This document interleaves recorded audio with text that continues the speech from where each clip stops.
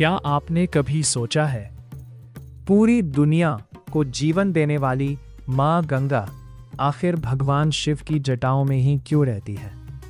क्या सच में अगर महादेव उन्हें ना रोकते तो पूरी धरती खत्म हो जाती?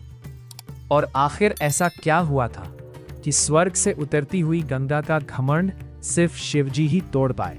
आज की यह कहानी सिर्फ एक कथा नहीं, बल्कि शक्ति, अहंकार और करुणा का सबसे बड़ा रहस्य है। तो वीडियो को अभी लाइक करें, शेयर करें अपने दोस्तों और परिवार के साथ। और अगर आप सच्चे सनातनी हैं तो सनातन स्फेयर चैनल को सब्सक्राइब करके कमेंट में लिखें हर हर महादेव। अब सुनिए शिव जी की जटाओं में गंगा रहने की अद्भुत और रहस्यमयी कहानी। बहुत समय पहले अयोध्या के सूर्यवंश में एक महान राजा हुए, भगीरथ।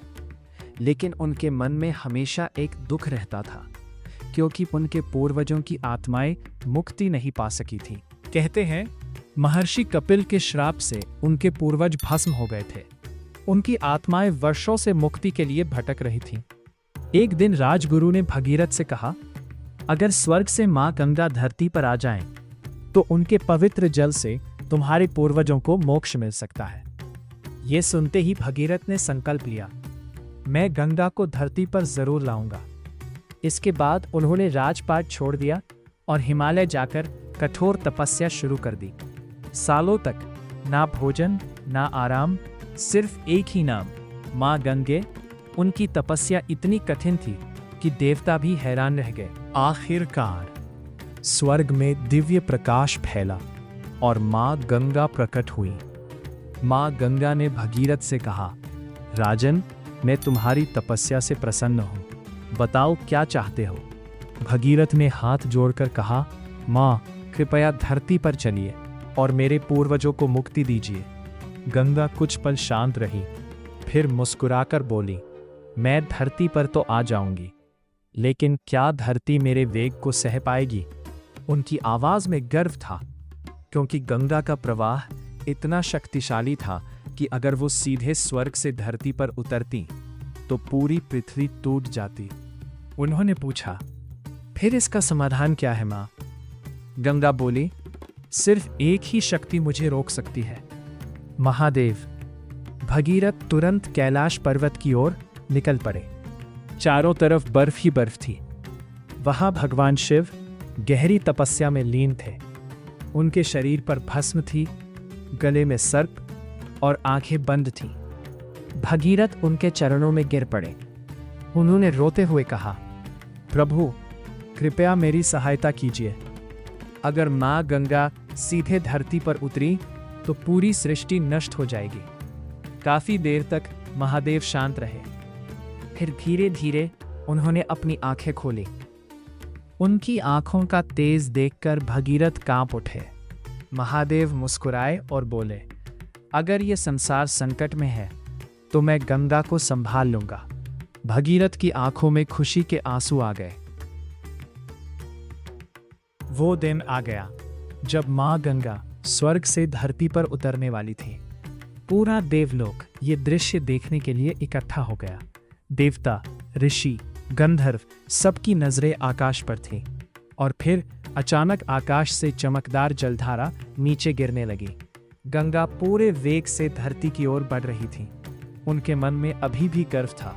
उन्होंने सोचा, देखती हूं शिव मुझे कैसे रोकते हैं। लेकिन अगले ही पल महादेव मुस्कुराए और उन्होंने अपनी विशाल जटाएं खोल दी।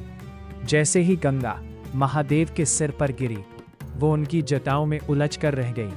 पूरा ब्रह्मा कांप उठा। गंगा ने पूरी शक्ति लगा दी, लेकिन वो शिव जी की जटाओं से बाहर ही नहीं निकल पाई। अब उनका घमंड टूट चुका था। उन्हें समझ आ गया, महादेव की शक्ति के सामने उनका वेग कुछ भी नहीं। गंगा ने विनम्र होकर कहा, प्रभु, मुझे क्षमा कर दीजिए।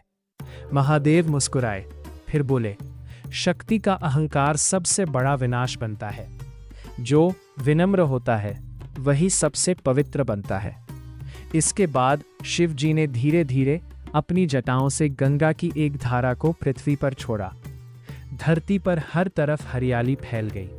नदियां बहने लगी, जीवन लौट आया और भगीरथ के पूर्वजों को मोक्ष मिल गया। एक दिन माता पार्वती ने शिव जी से पूछा, स्वामी, आपने गंगा को अपनी जटाओं में ही क्यों रखा? महादेव मुस्कुराए, फिर बोले, गंगा सिर्फ नदी नहीं बल्कि ज्ञान और शक्ति का प्रतीक है।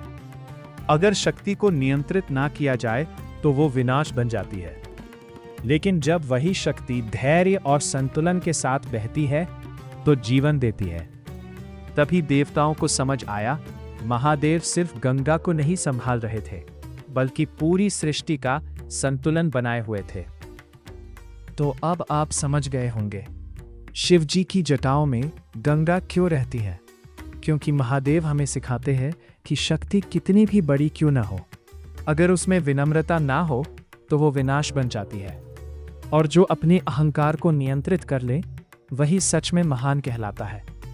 अगर आप भी महादेव और माँ गंगा में सच्ची श्रद्धा रखते हैं तो वीडियो को लाइक ज़रूर करें, शेयर करें, ताकि ज़्यादा लोग इस अद्भुत रहस्य को जान सकें, और सनातन स्फीयर चैनल को सब्सक्राइब करके कमेंट में लिखें, हर हर गंगे, हर हर महादेव।